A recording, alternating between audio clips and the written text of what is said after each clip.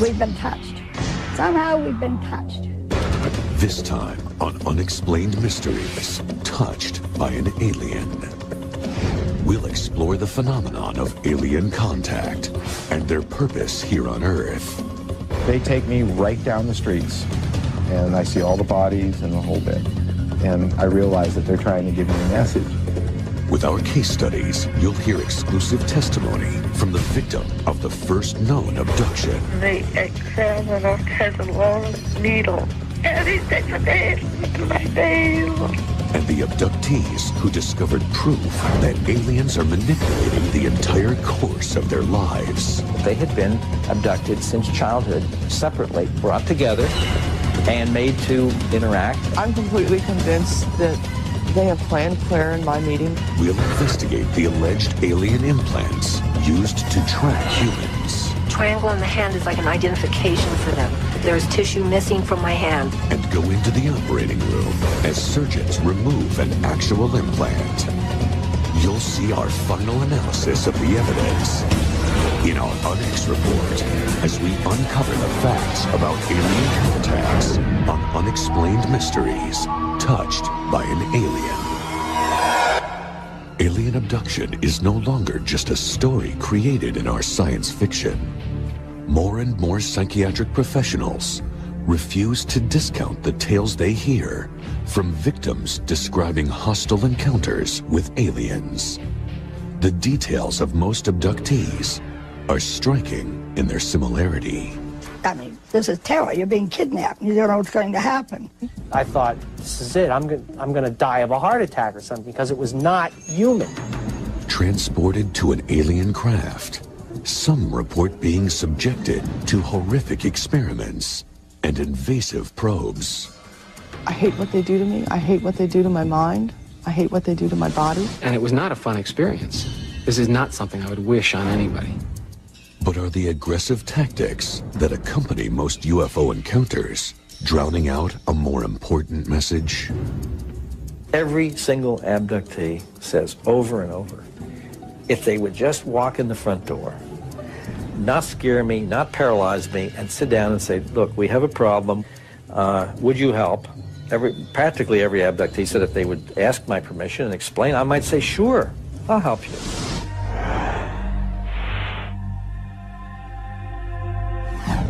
Northern Wisconsin, Karen Klinger and Dennis Marosqua sneak away from a family vacation. The young couple notice something in the night sky. This bright orange star that was along the horizon of the trees on the other side of the lake zipped right to the top of our heads, and we looked up. I think the best way I could describe the flight is like that of a dragonfly. It would zip here, stop, zip here, stop, zip, zip, zip, zip really fast. And like, what are we watching? And we finally started calling my folks down from the cabin so they could watch. And my mother was a little scared. Denny's sister's boyfriend went into the house and got a large beam flashlight and flashed at the UFOs 3 times. Suddenly they just completely disappeared. And about maybe a couple of seconds later, they flashed back at us the same amount of times as we had flashed at it. By this time, we knew we were watching something that we had no explanation for. It was really strange and definitely appeared to be intelligently controlled. After the incident, Marosqua and Klinger felt disoriented and ill. Later, when the couple talked about the incident, they realized that they could not account for several hours during that night. At one point, we looked up, and the moon was directly in line with the rearview mirror of the car. And by the time we got back to the lake, which shouldn't have been very long, the moon was setting. It never occurred to me until that moment that there could possibly be some missing time involved. I felt sick. I literally felt nauseated at the thought of it. In search of more answers, Dennis and Karen each underwent hypnosis. Compared notes later, they corroborated very closely with some of the points that Karen had brought up under hers. We both got these images of a grid-like pattern. The apparent purpose of their abduction was to make those touched the carriers of a message. The Earth is connected to the universe. If you feel that this has happened to you, by all means, do whatever it takes to uncover the information, because it's worth the risk.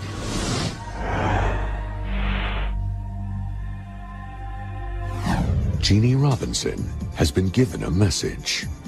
She says she has been abducted several times, dating back to childhood. Encounters flooding her mind with information. I started getting these thoughts in my head that didn't seem to belong to me. But I write it all down. I've been writing it down. Jeannie believes she knows why these visitors have come to Earth. We have researched your physiology to understand the elements that are parallel to our own. We mean you no harm, but we must save ourselves from extinction. When acceptance of the reality of our kind is tolerated within your population, a more open relationship can begin. For experiencer Steve Neal, the message was directed toward human beings. He was told that our race is in need of help. We've separated ourselves from nature. We have this sense that nature's over there and we're over here, and that really this world was kind of made for us to do whatever we want, to trash it in the name of personal gain and profit. And I think that we're in danger of becoming extinct like the dinosaurs. On many of his abductions, Neal has been shown horrific images of the future. They take me into the scene, whether it's, if it's the world after a nuclear war. They take me right down the streets, and I see all the bodies and the whole bit. And I realize that they're trying to give me a message, and that I'm supposed to take this message and take this possible future and do something about it, try to prevent it. For other abductees, similar terrifying visions have forced them to join a support group. People have been told that there's going to be devastation, that there's going to be tremendous earth changes. They are shown these images. It's something that's put into their mind by the abductors. It's very difficult to explain. Could an alien race actually be abducting human beings in order to warn us of the Earth's future? These abductees believe this message and believe there is a solution. I think it's very important to point out that all of these images and so forth of disaster or this or other can be reversed. It's not written in stone. This is our planet. And we are very powerful beings, and we have to start using that in a positive way, because then we can create beauty, we can create love, we can create serenity, instead of destroying everything and complaining that there's no serenity. Members of this group have accepted the knowledge they have been given. Now, they want the world to know. They're trying to not only help out their race, but help out us in case we can't live in this environment anymore. We might need different kinds of bodies. We might need different kinds of adaptations. We might need to be able to handle different kinds of climates. For the abductee community, the debate is only beginning. What do the aliens really want? We will continue covert contact for now. Soon we will be able to establish a more active and cohesive relationship, an equal partnership within the alliance of intelligent life forms. Coming up, what really was behind the otherworldly ordeal that this woman endured. He said, don't be afraid. We're not going to harm you. We just want to do some tests. Are the clues to the first recorded abduction locked in the fibers of this dress? These two women say they've been linked for life by an alien experiment. They had been abducted since childhood, separately, brought together, and made to interact. Are ETs trying to teach us a lesson? The message is, the sandbox that you're littering is not your own. And are aliens tracking us with implanted transmitters? It's probably between my eyes, up inside my brain. I have never seen anything such as this come out of anybody. And later, see exclusive footage of an actual implant extraction. We'll wrap it all up with a breakdown of the evidence in our UNX report. Stay tuned for more on Unexplained Mysteries.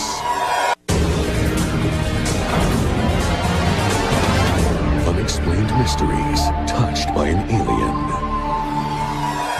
No solid explanation can be given for the abduction phenomenon. While the public brushes most cases aside, many prominent researchers are becoming believers. When I began studying abductions, I expected these cases to turn out to be some kind of psychological phenomenon. Possibly hoaxes, but certainly nothing more serious than that. There was something really peculiar here.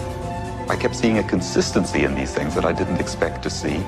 And the people seemed so sincere and so normal that it became very difficult to attribute these reports to anything other than a genuine experience. Reports of extraterrestrials may not be a recent occurrence. Evidence suggests that the alien phenomenon dates back hundreds of years. The concept of being abducted by some strange beings, call them supernatural beings if you will, has been with the human species from its beginnings. Folklore is full of cases where people are kidnapped by fairies and carried off to a fairyland that is in some ways very much like the interior of a UFO or the other world that people see when they're taken on a UFO otherworldly journey. They lose a period of time, very similar to the stories of UFO abductions. Most people have had very few truly unusual things happen to them that they could not explain. Most people do not see balls of light that they can't explain. Most people don't see small beings standing around their bed or in their couch. Most people don't have odd missing time experiences of 2, 3, or 4 hours, which they cannot account for. That normally does not happen to people. But for abductees, they have these experiences often. They have a lifetime of them. Famed journalist C.D.B. Bryan was an abduction skeptic. It just was inconceivable to me that people were being scooped up by UFOs and having these strange medical procedures performed on them. But after attending an alien abduction conference at MIT, Bryan's views were changed forever. It sounded to me like a perfect New Yorker piece, Little Green Men at MIT. I didn't for a minute take it seriously. But in the course of the 3-4 days that the conference took, I moved more and more towards accepting that there might be a phenomenon here that is unexplained, and less away from the fact that they're all stark raving men. These people were quite convincing. Possibly the most convincing story came from Indian Head, New Hampshire, the site of the first recorded instance of alien contact with humans. Betty and Barney Hill were driving home one night, nearly 42 years ago, when they were blinded by a brilliant light. As it came out over the highway and stopped, we looked up and we could see a curved picture window, a red light on each side. So Barney took the binoculars to get out of the car to try to identify this craft. And he could see a group of men standing in the window looking down at him. And at that moment, he became fearful. He had the impression they were trying to capture him. The terrified couple jumped back into their car and raced away from the scene. But on arriving home, they discovered several strange marks on the trunk of their car and a mysterious substance on Betty's dress. They also could not account for 3 hours that had passed.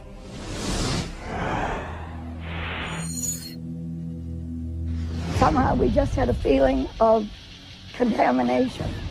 So I said to Barney, this sounds weird. And I don't know why I'm saying it. We've been touched. Somehow we've been touched. The Hills' experience led them to seek the help of a noted psychiatrist, Dr. Benjamin Simon. Their hypnotherapy sessions revealed a trauma unlike any on record. We go deeper and deeper, deeper asleep. Looks like a big pancake.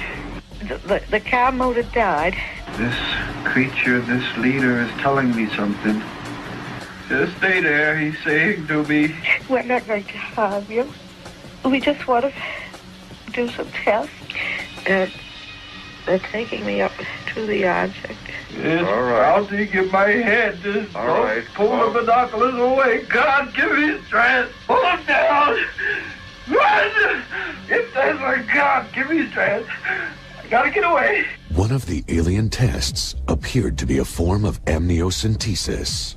The examiner has a long needle. It's bigger than any needle I've ever seen. And he sticks a needle into my nail. And I'm crying and I tell her it's hurting, it's hurting, it's hurting. Take it out. The memories recalled under hypnosis were so traumatic, Benny and Barney were not allowed to hear their own tapes until months later. Word of their experience quickly leaked out, triggering a frenzy over their claims. Well, we became known almost immediately. Like Bonnie and I would go out to eat, and people would come up and ask for our autograph. What did the aliens want with the hills? And what was the purpose of the tests? The last remaining piece of evidence of the Hill abduction sits in this closet. Could the dress worn by Betty Hill during her abduction yield any answers about the alien experiments? And you can see here the blue, and this is where it became stained by the pink powdery substance. This is a place I cut out and sent it to a lab. They were unable to analyze it. They have no idea what caused the pink stain. Next, on Unexplained Mysteries, this abductee claims to have been given special powers. I was told that I would have an energy and that I would be able to help people who are ill. We'll hear from the co-workers with the mysterious link to their past. We both meandered away from the picnic area into the woods and were subsequently abducted from that clearing together. I was that other child. And later, the horror of being implanted with an alien tracking device. And I cried and I screamed and I got very scared because I didn't know what was going on. I got it. Yeah, that's it. Triangular. I wonder what it is. And finally, we'll put it all in perspective in our exclusive On X report, coming up on Unexplained Mysteries. Unexplained Mysteries, touched by an alien. What do experts think is the reason for the spiraling number of reported abductions? An alarming trend is developing. Friends and even entire families recall being taken. Well, the issue of shared abductions is something we should sort out here. Many, many, many people are abducted with other abductees.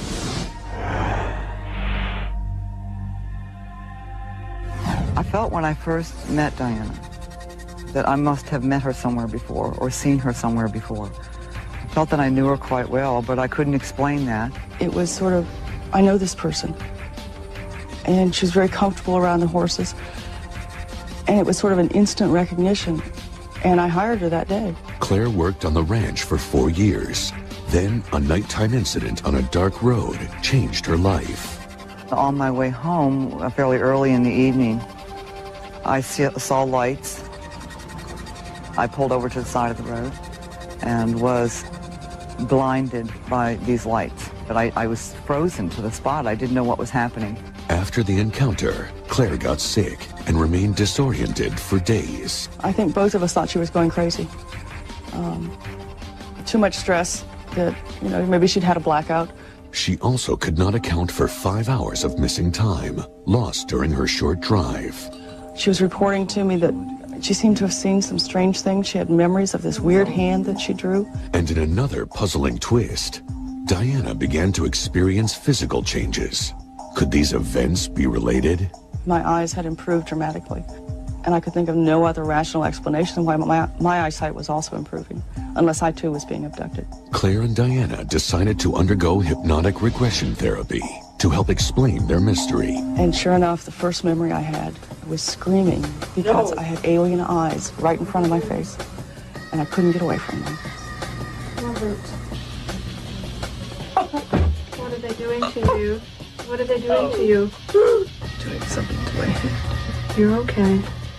After Diana's graphic visions of alien experiments retrieved under hypnosis, she discovered corresponding scars on her wrists. A childhood memory may unlock a key piece of evidence about patterns of abduction. When I was about 12 years old and had been on a picnic with some friends from school, I saw a little girl coming toward me, and she was wearing a blue uniform. She had some kind of an accent that I thought might be British. Without stopping to think or discuss why we were doing this, we both meandered away from the picnic area into the woods, and were subsequently abducted from that clearing together. And when Claire described to me what this other little English girl was wearing, I then went to the closet and pulled out a jacket that exactly matched her description. She described to me how she used to dress going to school in England at that time, and I didn't know she'd attended school in England when she was 9 years old. I was that other child.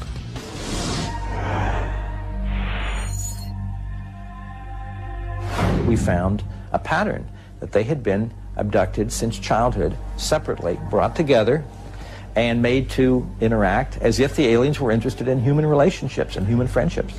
I'm completely convinced that they have planned Claire and my meeting since we were such small children. I think it's amazing that we met again in this life, in this world.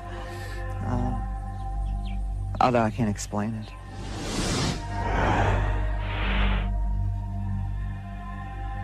I woke up in the middle of the night, and I felt that there was someone alongside of the bed. This is Judy. By her request, her real name will not be used. And I reached my right hand out, and I touched the shoulder of someone who were probably the size of a 5-year-old. Like many who report alien contact, her first experience was traumatic. I was paralyzed. I couldn't move. It was total terror. But I didn't know at the time what was going on because I didn't know about alien abductions. Judy says years later, she was subjected to one final medical procedure. And he was putting in what appeared to be laser-type objects in my brain. He put one in each temple, one here, and one in the back. And I was told that I would be able to help people who are ill. Some abductees feel that after the return from an abduction event, that they have increased powers, psychic powers or healing powers. This is extremely unusual. It's something that we can't dismiss out of hand, and it might be related to the abduction phenomenon. Judy's special abilities have helped many people. After about 3 minutes, I noticed I was beginning to feel very warm, and the area under her hands was intensely warm. And then my whole body began to feel tingly and just relaxed. And gradually the nausea and the sickness was just disappearing, even in 12 hours. Is Judy's gift an indication of the good intentions of aliens? Or is it an extraterrestrial warning about the future? It was almost as though they were saying, ready or not, here we come. Coming up, the touched people who are taken by aliens over and over. I call myself an experiencer because they're not taking me unwillingly. I go quite willingly. The messages given to those chosen for abduction. The message is, wake up, grow up. This sandbox that you're littering is not your own. The experts examine the alien agenda. The human race, as we have known it, is becoming not extinct. It can't survive. And later, witness a secret operation to extract an extraterrestrial tracking device. What makes me think that this is extraterrestrial is the fact that I have never seen anything such as this come out of anybody. Then you'll get our ultimate roundup of the facts. Our UnX report coming up on Unexplained Mysteries.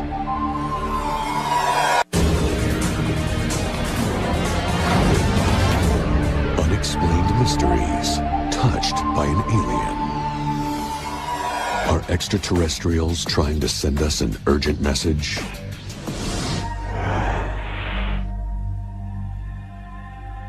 I woke up terrified, absolutely terrified. Light came in, bed shaking. It's kind of like it all happened at once. I opened my eyes, and up on my wall I saw the face of an ET very clearly. For a couple of weeks I was real scared of the dark. It was a real adjustment. Shannon Hernandez came to terms with her experience with the help of her mother, Debbie McGill. Debbie recalls being taken repeatedly throughout her own life. She feels her contact with aliens was a positive experience. Abductee has a negative connotation to it. It means stolen. I prefer to call myself an experiencer because they're not taking me unwillingly. I go quite willingly. Abduction counselors say that this is an important trend. Some people's experiences can truly be described as abductions. They are taken kicking and screaming, struggling against their will. Others evolve over time as they understand what is happening to come very cooperatively and become associated with the beings that they're working with in a participatory role. Over a series of therapy sessions with Dr. Richard Boylan, Shannon explored the visions shared by the aliens. Do you notice anything about you? Pictures. Do you know why you're seeing these pictures? To learn. This is about the future? Yeah. How far ahead? Way distant in the future? Not way distant. Pretty close in the future? Next few years. Based on the pictures, what would you say is coming up in the next few years? Major changes. Geological changes. Is there some kind of overall message you take from this or lesson? Yeah, not to worry. Things will be okay. Boylan sees similarities in the experiences of abductees. ETs give a variety of different kinds of messages, such things as earth changes, cataclysms, geological weather, epidemics, social unrest, wars have all been shown to experiencers. Debbie believes the aliens use telepathy to transmit their apocalyptic prophecies. Did the ETs communicate with you while you were seeing these pictures? Yes. And what was the flavor of their communication? Any general flavor? A sense of urgency. Urgency. But urgency yet, for what? For me to understand something. Dr. John Mack, a psychiatrist at Harvard Medical School who works with abductees, believes there is an alien message to be decoded. I thought this is crazy. I mean, I thought this is not possible. I'd seen many, many cases and worked for 2 years before I said, look, there's a mystery here. I can't explain this. There's something like what they're saying seems to be happening to them. I had this flashback of being on this table, being surrounded by these beings. Joe is a patient working with John Mack. Little gray guys with big dark eyes, and one of them's putting a needle in my neck. He feels he has been abducted regularly since childhood. I would have experiences that were so real, that were so lucid, they were every bit as real as me talking to you now, and yet I would dismiss them because they were so out of context. Joe has also come to identify with his alien abductors. Because there's a part of me that's terrified and doesn't understand, and yet there's this other part of me that they've already explained the procedure to and why. Once they begin to come to terms with their terror of the trauma, the experience tends to transform. They feel they're somehow connected with these beings. It was the most profound experience of my life. Although the experiences don't fit our notions of reality, there's no reason to believe that they're not telling the truth or that something occurred to them that is real and they're telling it truthfully. The message is clear. We are told that the human experience, the human race, as we have known it, is becoming or soon to be non-viable, not extinct. It can't survive. And it appears that these future scenes are either probable futures that will happen unless we clean up our act. My own sense of it, and this is purely speculative, is that we are also being given a choice to change our ways. The message is, wake up, grow up. The sandbox that you're littering is not your own. That you are not alone. Next on Unexplained Mysteries, are abductees returning with alien devices hidden deep inside their bodies? There are alien implants. They are tracking us. The one that was placed in my ear, it was maybe 6 or 8 inches long. It was a cylinder type thing. It was like a drill, and it was very painful. And are these objects proof of the abduction phenomenon? Watch exclusive footage as one surgeon removes what many believe to be alien implants. Finally, we analyze the evidence in our UNX report on Unexplained Mysteries.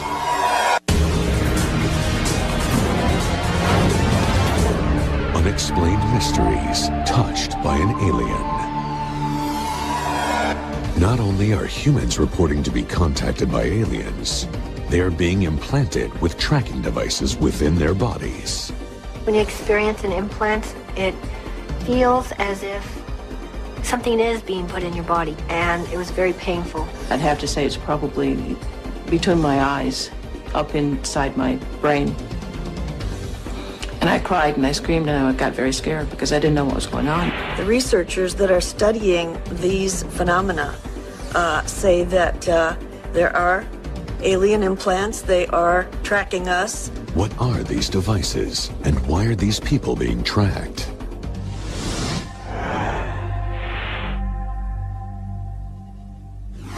Two women make their way home along a deserted road.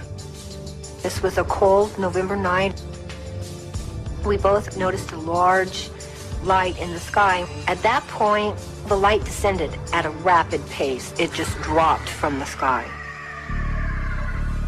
The car just illuminated, and I grabbed my friend's hand and I said, "Oh my God, not again." This is Wendy. She requested we not use her real name to protect her identity. Wendy has endured repeated abductions. After the ordeal on the road, she feels aliens can locate her anywhere, anytime. These pictures show the on scars that appeared the following day. Are these signs of implantation? My hand was inflamed with a triangle shape just below my first knuckle. The triangle in the hand is like an identification for them. There's tissue missing from my hand. It's indented. You can feel this. It's obvious. For abduction survivors, memories of these procedures are especially traumatic. These memories made me almost go insane.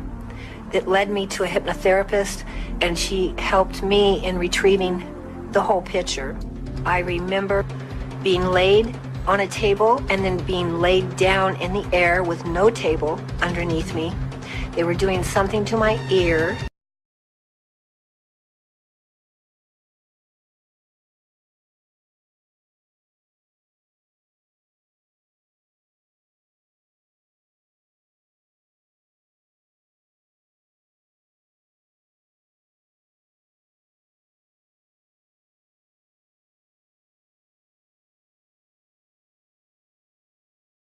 Us also. And there have been many thousands of people coming forward that say they've been implanted. I was absolutely frightened. I knew exactly what it was.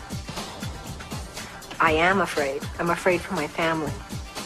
So there are very few friends that I have told about the experience, and the ones that I have told, they don't come around anymore.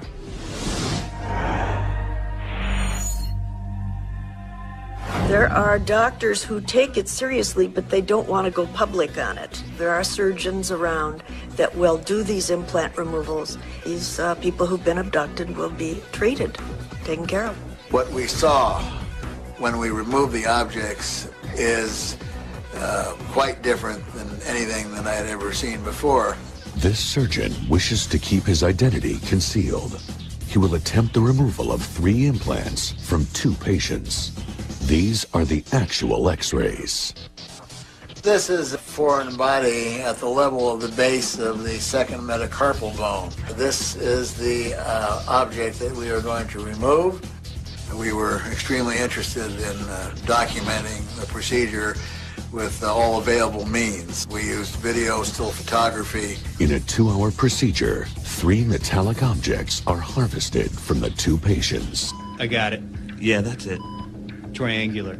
I wonder what it is. The initial incision was made to recover the largest of the foreign objects.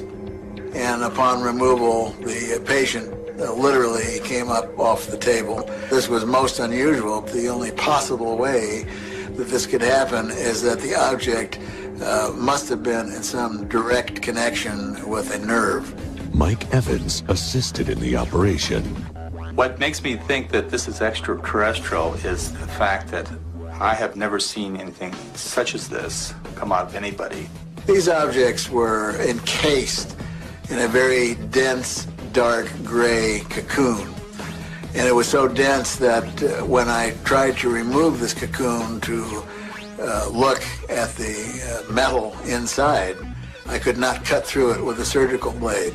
The implants recovered from both subjects were nearly identical. I think it has some frightening aspects to it. How would an identical object get in a man and get in a woman?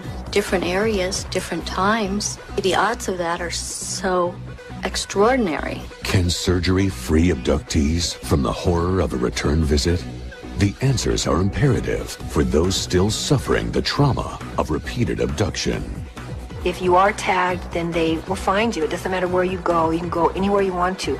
But the world is round. You cannot hide.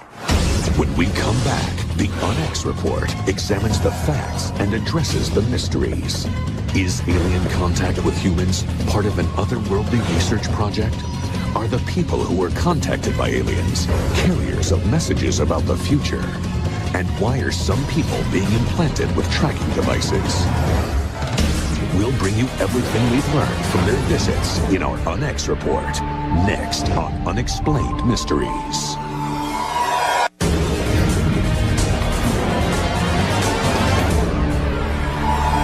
And now for the UNX report. The alien abduction phenomenon has exploded. Nowhere is this more apparent than on the World Wide Web. A simple search on the internet finds hundreds of websites dedicated to alien abductions. Many display detailed artwork portraying visitors from other worlds. From the common gray to the less common reptilian, these vivid pictures tell a terrifying story. And there are sites that explore common symptoms of abductees. Ask yourself if you've ever experienced missing time, had unusual nosebleeds, experienced sleep disorders, or dreamt of catastrophes. According to this site, you may have been abducted. As the information increases and the victims continue to come forward, alien abductions can no longer be dismissed as mere hallucinations. Some people's experiences can truly be described as abductions. Well, I'd seen many, many cases and worked for 2 years before I said, look, there's a mystery here. I can't explain this. There's something like what they're saying seems to be happening to them. And for the taken, it is becoming imperative to share their stories. I was blinded by these lights, but I was frozen to the spot. I didn't know what was happening. And he could see a group of men standing in the window looking down at him. And at that moment, he became fearful. He had the impression they were trying to capture him. To some, these ETs strictly come in peace, with warnings for our future. I started getting these thoughts in my head that didn't seem to belong to me. I'm supposed to take this message and take this possible future and do something about it. The message is, wake up, grow up. The sandbox that you're littering is not your own. Other experts contend that man is the subject of alien research. I mean, this is terror. You're being kidnapped. You don't know what's going to happen. We are told that the human experience, the human race, as we have known it, is becoming or soon to be non-viable, not extinct. We can't survive.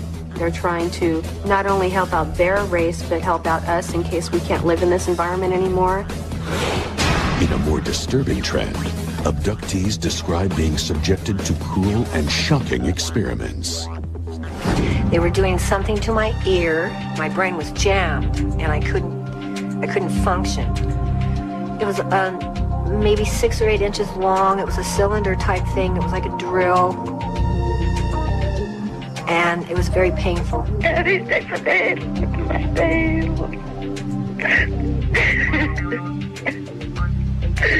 And I'm crying, and I tell him it's hurting, get out. And it was not a fun experience. This is not something I would wish on anybody. And some fear they are under constant extraterrestrial surveillance. And there have been many thousands of people coming forward that say they've been implanted. The triangle on the hand is like an identification for them. It's indented. You can feel this. It's obvious. I hate what they do to me. I hate what they do to my mind. I hate what they do to my body. If you are tagged, then they will find you. It doesn't matter where you go. You can go anywhere you want to. But the world is round. You cannot hide. If so, what does this mean for the future relationship between man and the stars? Until that time, we can only wonder at what extraterrestrials have in mind for us. The alien agenda remains an unexplained mystery.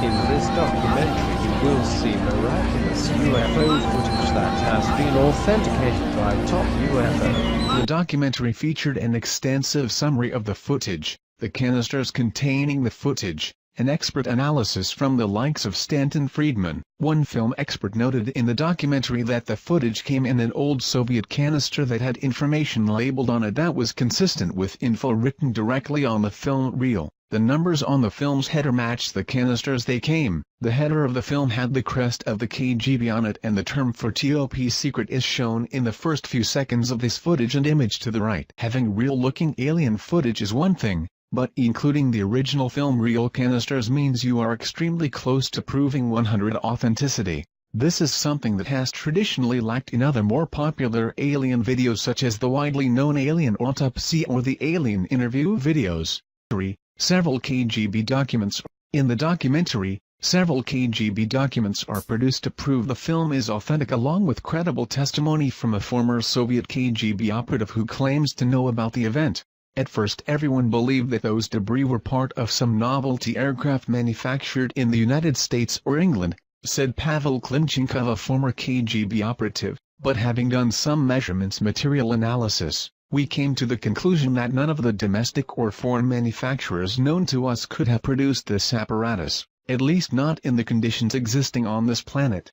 Along with Pavel's testimony, authentic KGB top-secret documents were obtained by the filmmakers, allegedly costing them $10,000. The documents described in detail a crash site recovery operation of a disc-shaped object and organic remains. Based on the credible testimony, KGB documents, expert film analysis and the general good feeling one gets when watching this interesting crash site video, it is safe to assume that this film indeed may be authentic. What about the autopsy? This footage will be posted in our second part article along with thoughts and analysis, actors, training exercises, Skepticism. Some have put forth the argument that an American production crew filmed the footage in March 1998. These claims are put forth on websites claiming to know the truth about this footage. To date they have failed to show even one current photo of any of the soldiers in the film nor any statements from the actors that they were indeed only actors in this film. This should be easy to obtain if the footage was recently filmed. Some have put forth the argument that an American production crew filmed the footage in March 1998. These claims are put forth on websites claiming to know the truth about this footage. To date they have failed to show even one current photo of any of the soldiers in the film nor any statements from the actors that they were indeed only actors in this film. This should be easy to obtain if the footage was recently filmed. Another theory suggests the film was a training exercise. Yet no one has produced witnesses verifying this claim. One skeptical viewpoint suggests that the object's thickness is far too small to support any would-be alien pilot. The craft's outer edge as seen on the image is only 12 to 36 inches. However, it is not necessarily indicative of the overall thickness of the craft. The image was taken from the only part in the video sequence where the craft's edge is visible, and since the camera never goes behind, there is no way to tell how much depth the craft may have on the other side. Additionally, if you consider the side facing us may actually be the bottom, we can easily see that this craft can easily fit the traditional flying saucer shape as demonstrated by the below images. In this documentary they claim that, since they only were able to acquire 4 canisters of film, more film footage of this incident is available, such as the entire digging, cleanup, and inside the craft investigation. To this date, almost a decade after it went public, no other videos have surfaced. A UFO crash site allegedly filmed by the Russian KGB in March of 1969 in the Sverdlovsk region of Russia. The footage was later obtained by documentary filmmakers who then published the movie, The Secret KGB UFO Files. A film expert noted in the documentary that the film came in an old Soviet film can and the numbers on the film's header matched the cans they came in. The header of the film has the crest of the KGB on it and the term for top secret. An autopsy of the alleged pilot of the UFO is seen in the documentary film. Soviet doctors examined the burned torso of the entity and it is revealed that the 3 doctors died 1 week later, all from cerebral hemorrhages. Death certificates are presented as proof. Several KGB documents are produced to prove the film is authentic.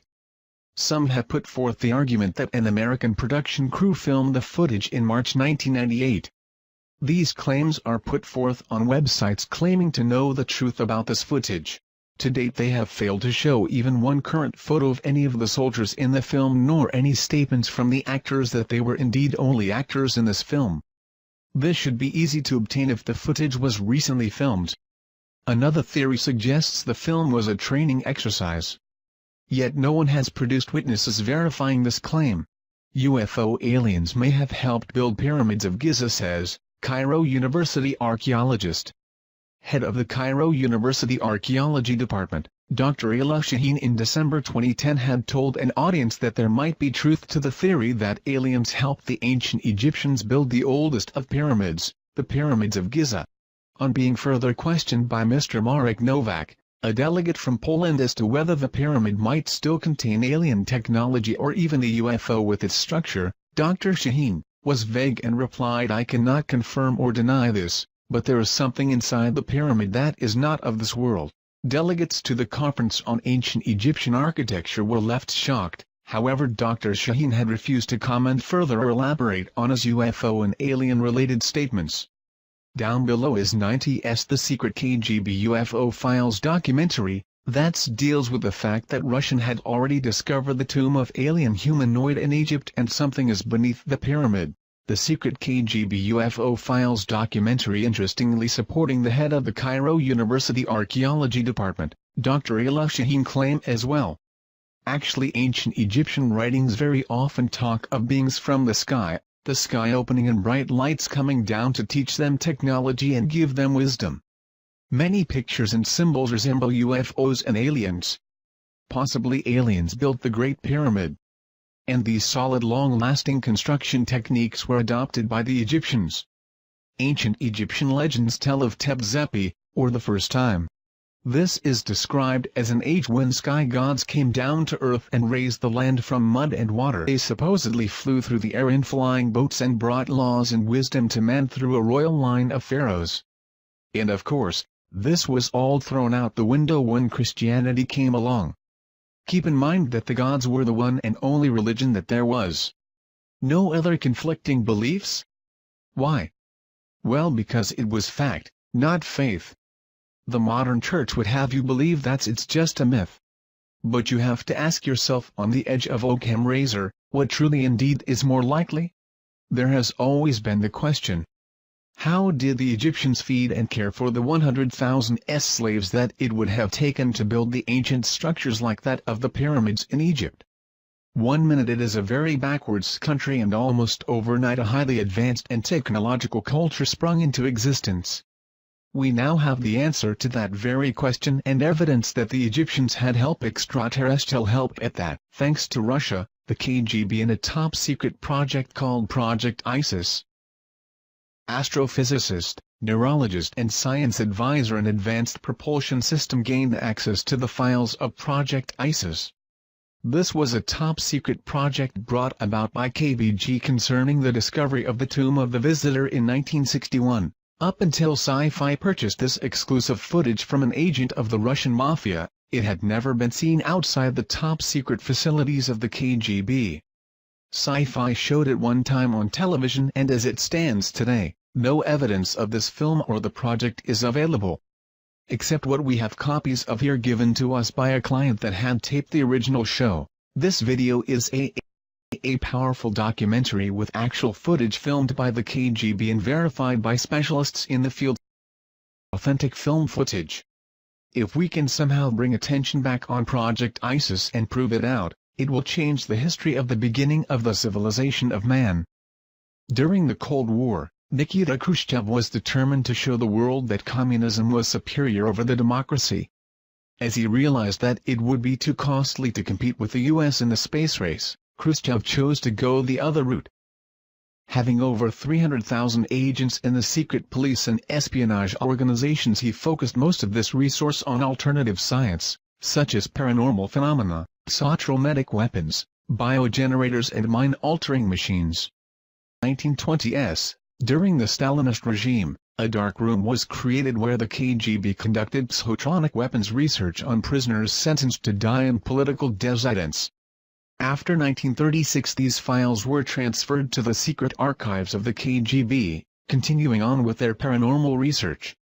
Khrushchev achieved great success with his biogenerators and machines to alter human minds, which worried, naturally, the United States, knowing that the Soviet Union was there to conquer and overthrow. Russia, being that its borders surrounded the largest landmass of the world, had the largest amount of UFO sightings. If they could capture one of these flying objects and reverse engineer it, they could have the greatest advanced aeronautical designs. They got lucky in January 1986 when a spacecraft crashed in Dalgorsk but remained intact. The craft was back-engineered and the process was quite successful. But to achieve the most superior advancement in global domination, they went in search for something that was only a rumor or legend. The Chamber of Knowledge in Egypt. If the legends were true, storehouse of knowledge left behind by ancient visitors from outer space was concealed in the Great Pyramid. A team of archaeologists were composed of Egyptologists from the Russian Soviet Academy of Science, was sent to Egypt. The fearing that the CIA would learn of this expedition, the Kremlin operated with complete secrecy. By the late 1950s Egypt accounted for 43% of all the Soviet aid for Third World nations. When they started the ISIS project, the Soviet military personnel in Egypt was estimated over 20,000. The heavy military presence was used to disguise the efforts of the mission scientists headquartered in Cairo. They would operate under the guise of Arab peasants or Russian officers. To speed things up, in 1959 the KGB recruited professional informationalists to wiretap Egyptian officials. This paid off in July 24, 1960 when a conversation was recorded that would then change myth into reality. The official had been given a call that two Bedouin had stumbled upon the tomb of the visitor. The Bedouin were in the hospital and kept repeating, "The visitor God." At this moment in time, Project ISIS became top priority and all efforts were made to immediately follow up by having the Bedouin show them where they had found this tomb. SEIFI was able to purchase several documents and film footage as to the KGB documentations of their findings. Taken out of Egypt and brought to the secret facility of the KGB was this memo to high-ranking KGB official. My agents had secured the notes of one of the scientists working on the tomb of the visitor findings. Another was the inventory of contents taken from the tomb as follows. Location of finding. Undisclosed, 15 crates of relics, 1 partially mummified body, 1 stone sarcophagus, 8 hieroglyphic samples. Old report from a project scientist that was one of the first to enter the tomb. During the inspection of the wall segment we noted that a strange magnet-repulsive force seemed to be emanating from the rock. We were unable to find any scientific explanation. Cryptologist report. Partial decoded message on tomb wall indicating a prophecy of the return of the winged gods.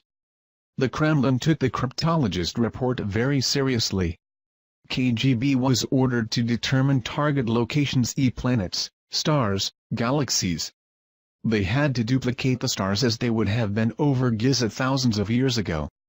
They finally found it, in the stars and constellation of Orion during the year 10,500 BC. Although it was possible that the builders could have been working off plans of a time before the pyramids was constructed, this was proven not to be the case. Metal and synthetic materials of tomb were determined to be of unknown origin and the tomb was carbon dated, giving it a dating of 10,500 BC, meaning the pyramid had to have been made at 10,500 BC. Cans of film were purchased by SEIFI through the Russian mafia agent, which originally came from the maximum security archives of the KGB. These cans contain film of KGB filming the process of the tomb and sarcophagus being opened. Sci-Fi had this film analyzed before purchasing by experts in this field. Finding no evidence of fraud, SEIFI purchased cans of film. The documentary is in black and white, showing soldiers entering the tomb without gas masks. As they opened the sarcophagus, you can see toxic fumes escaping and the reaction of the soldiers as they were being affected. It also shows the mummy contained inside. The film shows the soldiers leaving the tomb fast, and then a chemical warfare specialist team comes in with protective clothing. There is talk from one that was there in the tomb, that the energy inside, during the first days of exploration, was very high. They also had a team of psychics go in and do some special readings of the tomb. It later goes on to show the KGB and Bedouin loading trucks with crates to be shipped back to Russia. According to KGB documents, researchers began to wonder if the pyramid was designed for one particular purpose. They thought it was possibly a machine, being that it was designed like a three-dimensional triangular depiction of a hemisphere. Their thoughts were there must have been a reason why it was designed for resonating with the planet. Their thoughts went to a prism, and that the pyramids have powers to alter the cosmic rays, that the pyramids are huge prisms capable of concentrating energy, capturing light from the stars, which would initiate a process which would turn the pyramid into an interstellar transmitter. The three pyramids and SPHNIX could be integral parts of an immense machine designed by alien engineers linked by a master control mechanism inside the Great Pyramids. They noted that the passageway goes to main chamber, and above the sarcophagus was a tunnelless star shaft. They reasoned that when a specific star alignment occurs, a streak of energy goes down the shaft. Scientists speculated that the radiant energy hitting the sarcophagus could initiate something similar to a cold fusion reaction. The prism structure of the pyramid would then magnify and transfer to the corresponding pyramids. A united beam of energy could erupt, creating a cosmic beacon used by alien starship for future navigation. According to ancient legends all around the world, they all have the same thing in common. The visitors were like men but more like gods. They were giants. They traveled among the stars. They brought us the knowledge. Legends of the first emperors of China were called the Sons of Heaven and made the first pyramids of China. Mexico and Yucatan have similar legends. Starwalkers can be found throughout Egyptian texts and American folklore. The visitors are described as the giants, man/gods, giants or titans. And it seems All cultures may be traced to a single parent civilization. Could it be ET? Later on in the documentary, it shows them working on the mummy, attempting to give it a face and identity.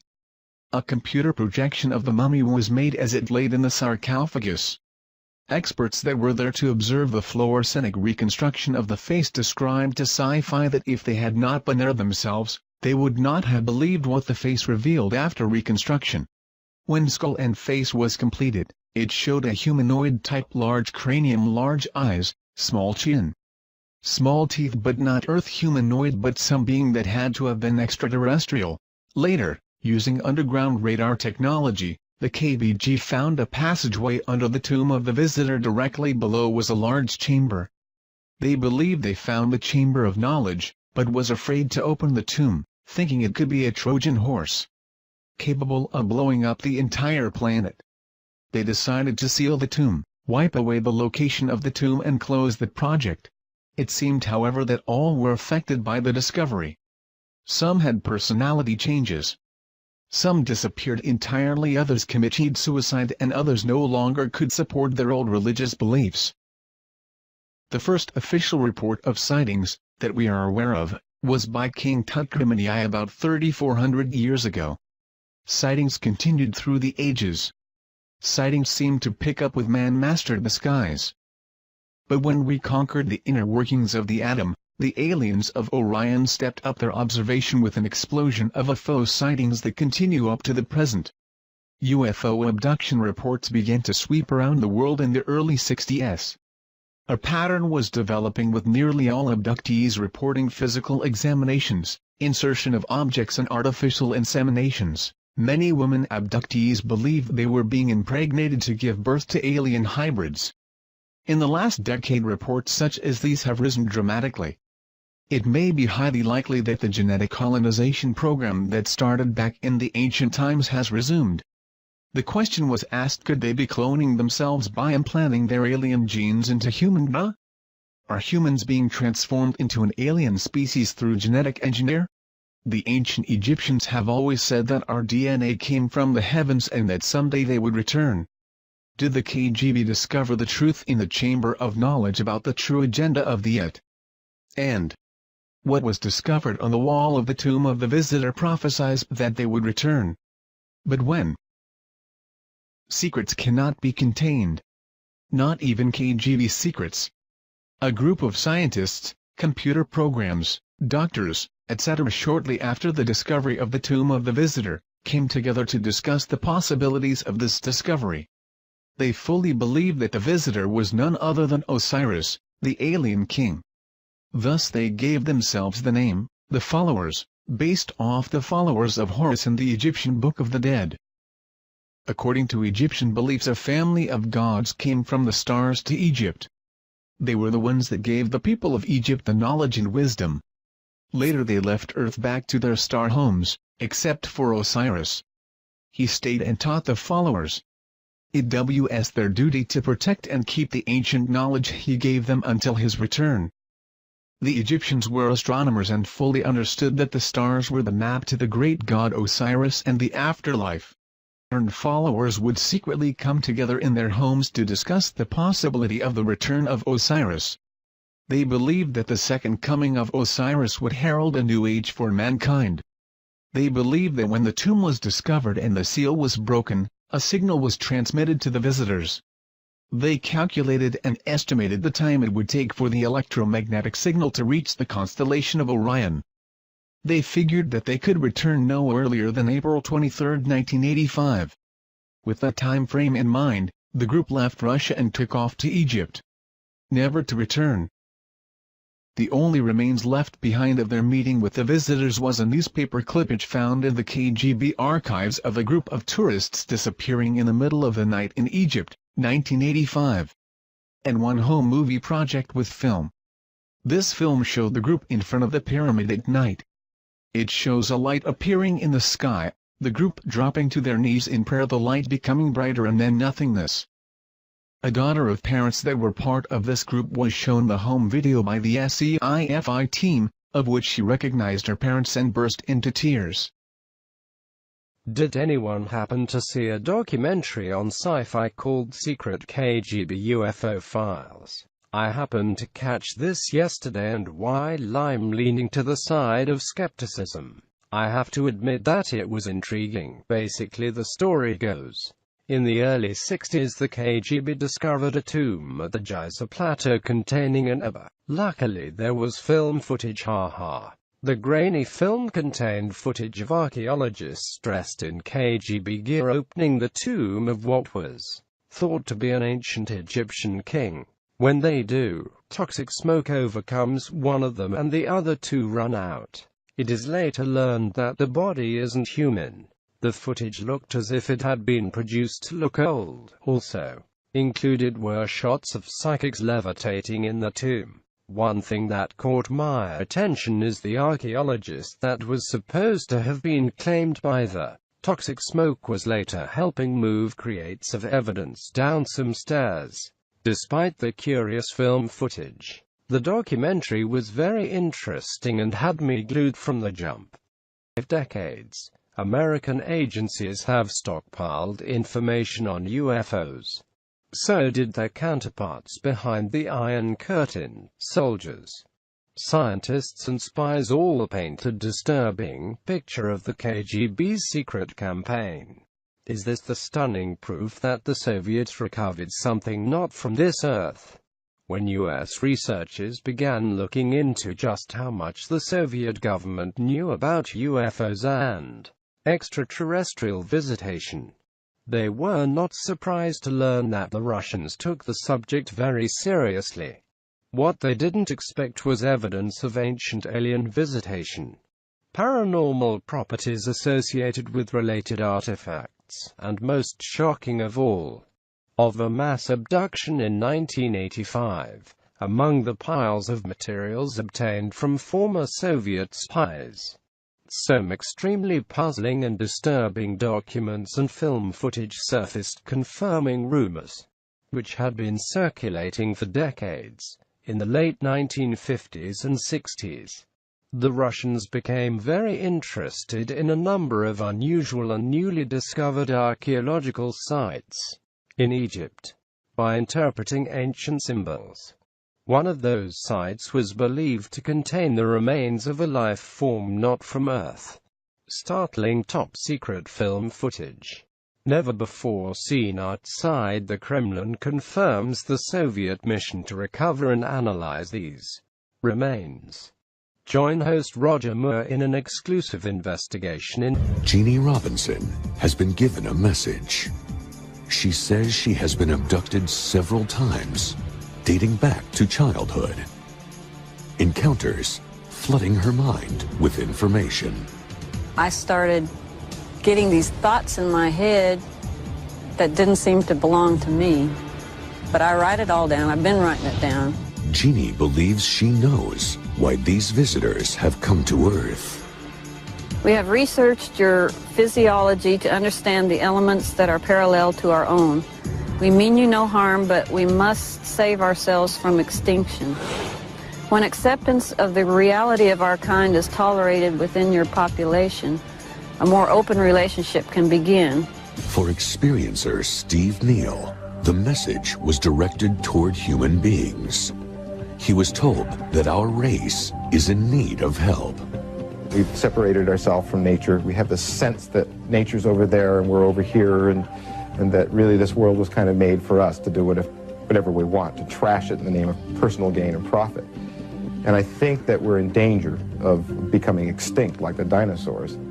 On many of his abductions, Neil has been shown horrific images of the future. He's touched by an alien. Alien abduction is no longer just a story created in our science fiction. More and more psychiatric professionals refuse to discount the tales they hear from victims describing hostile encounters with aliens. The details of most abductees are striking in their similarity. I mean, this is terror. You're being kidnapped. You don't know what's going to happen. I thought, this is it. I'm going to die of a heart attack or something, because it was not human. Transported to an alien craft, Some report being subjected to horrific experiments and invasive probes. I hate what they do to me. I hate what they do to my mind. I hate what they do to my body. And it was not a fun experience.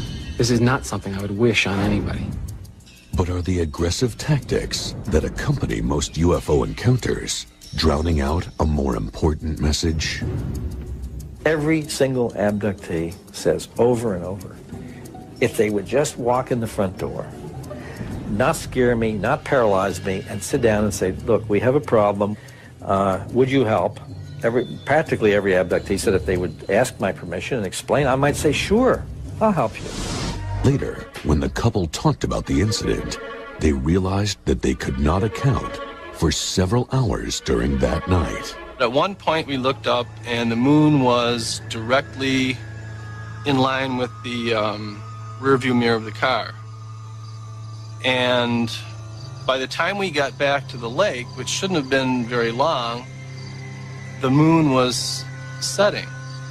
It never occurred to me until that moment that there could possibly be some missing time involved. I felt sick. I literally felt nauseated at the thought of it. In search of more answers, Dennis and Karen each underwent hypnosis. Compared notes later, they corroborated very closely with some of the points that Karen had brought up under hers. We both got these images of a grid-like pattern.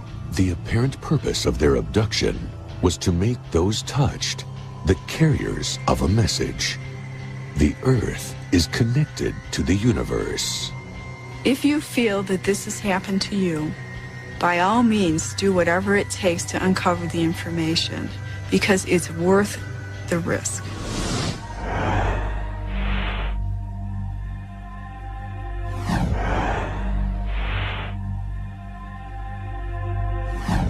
Northern Wisconsin, Karen Klinger and Dennis Marasqua sneak away from a family vacation.